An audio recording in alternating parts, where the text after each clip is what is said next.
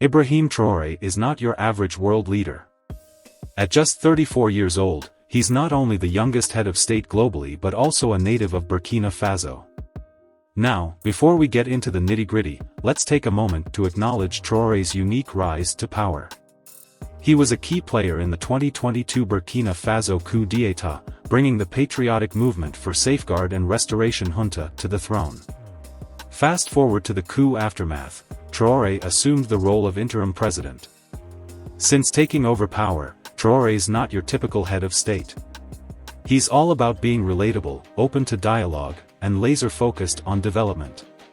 Besides, he is a leader who meets with civil society, engages opposition politicians, and even initiates talks with jihadist groups. However, unlike his predecessors, Traore's priorities have gotten on the bad side of some Western governments, which contributes to the negative perception of Ibrahim Traore in the West.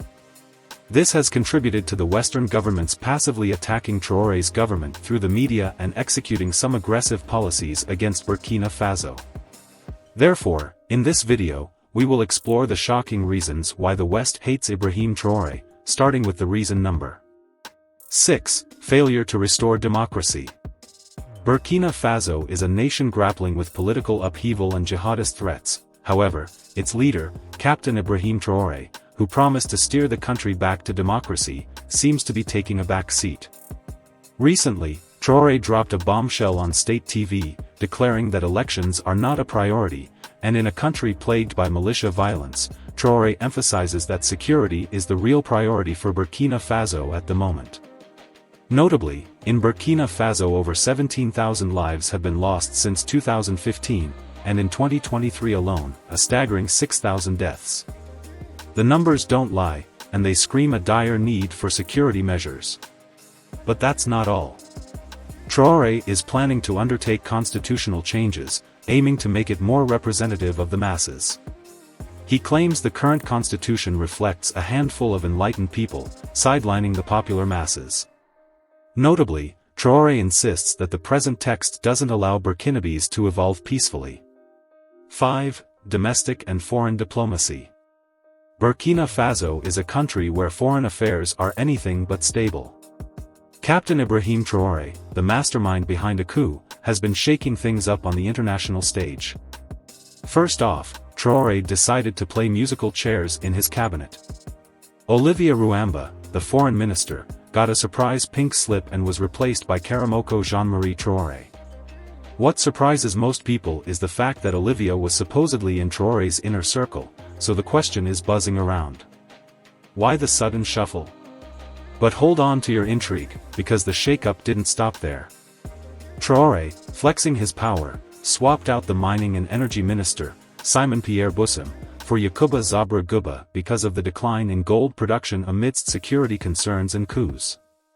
Notably, gold is a major export from Burkina Faso, and thus the ripple effect of security issues. At least 5 mines closed down, gold production plummeted, and Traore had to make bold moves to navigate the economic turbulence as Western governments controlled companies like West African Resources Limited, Endeavour Mining plc, and IM Gold Corporation that had intentionally sabotaged the country's main export activities. 4. Close connections with Russia. In a country with a long history of coups, Traore is skeptical of everyone, and thus he is turning to his Russian friends for security reinforcement. In a move that turned heads, President Traore has sought protection from an unexpected ally, Russia. After the September 2022 coup plot, a Russian Air Force Il-76 landed in Ouagadougou, and about 20 Russian military personnel disembarked. Currently, a special team, led by Traore's brother, is securing the presidency. Distrust is high, and they're not taking any chances. Thus, against the looming eco-war and Western pressure, Traore turned to the Russians, the new guardians of Burkina Faso's leadership. Further, Traore is making defense partnerships with Russia. For instance, discussions in Moscow between the Burkinabe Minister of Defense and his Russian counterpart went beyond ammunition and touched on agreeing to send Russian forces through the notorious Wagner Group to protect Traore. Notably, Wagner, known for their mercenary missions, may have shifted gears under Russian military intelligence since the demise of Yevgeny Prigozhin. But are they the real players in Burkina Faso? Moreover, this isn't just about security. Burkina Faso is making geopolitical moves, turning away from France. Traore is cozying up to Russia. From closed embassies to reopened ones, Burkina Faso is reshaping alliances.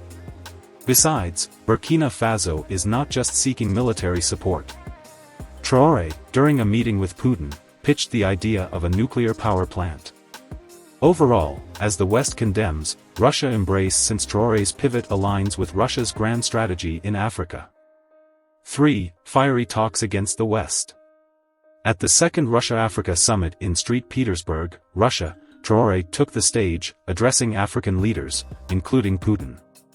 His words were a powerful declaration against imperialism and poverty. Notably, during the summit, the world's youngest leader after a coup spoke of revolt, dignity, and a fight against interference in internal affairs. Traore doesn't mince words. He accuses African leaders of beggary, questioning why a continent rich in resources is the poorest today, and he continuously questioned why are African leaders globetrotting for aid when their own continent holds so much wealth. In the face of Putin's announcement of sending free grain to Africa gets, Traore's message to African leaders was stop the beggary and aim to achieve food self-sufficiency by the next summit. Moreover, Traore continuously challenges African leaders to take a stand, build strong relations with Russia, and ensure their people's self-sufficiency. Overall, Traore's fiery talks against the West, clash of words and ideologies, and call for Africa's self-sufficiency have attracted criticism from the West and other African counterparts. 2. Failure to cooperate with the West. Captain Traore is making waves with his strategic decisions. For instance, months post an EU military aid offer, Traore's junta remains silent. The EU has even extended an olive branch, but Burkina Faso continues to look elsewhere, distancing itself from traditional allies. Therefore, a junta leader turning a deaf ear, tensions rising as Burkina Faso steers away from the EU. Moreover, Traore proudly continues to forge alliances with Brazil, Russia, India, China, and South Africa, all members of the BRICS, and this is a clear signal of diversification as Traore isn't just snubbing the West, he's actively seeking partnerships with emerging global powers. Furthermore, in the face of increased hostility from the West, the junta has flexed its muscles against the media. They started with the suspension of French news magazine Jeune Afrique for untruthful reporting, and this is a move echoing a growing trend. 1. Supporting the Niger coup. Our journey takes us deeper into the Sahel region, where alliances are tested and tensions rise. Captain Traore, once again, finds himself at the center of a political storm. Burkina Faso and Mali, both born from coups, stood firm and issued a stern warning that any military intervention in Niger to reinstate President Bazoum would be seen as a declaration of war on them. This is a bold move signaling solidarity among military regimes and resistance against external interference. Further, Burkina Faso and Mali reject these sanctions, denouncing them as illegal and inhumane, urging ECOWAS to rethink its stance. Overall, Traore's influence stretches beyond borders, causing a ripple effect across West Africa. Dissent against sanctions echoes through the corridors of power. However, Traore's support for the Niger coup not only challenges international norms but sparks a fierce debate on sovereignty and interference. What do you think about this complex web of alliances and tensions? Drop your thoughts below, subscribe to the channel, hit like, and stay tuned as we unravel more shocking revelations in our next episode. Stay curious, stay informed.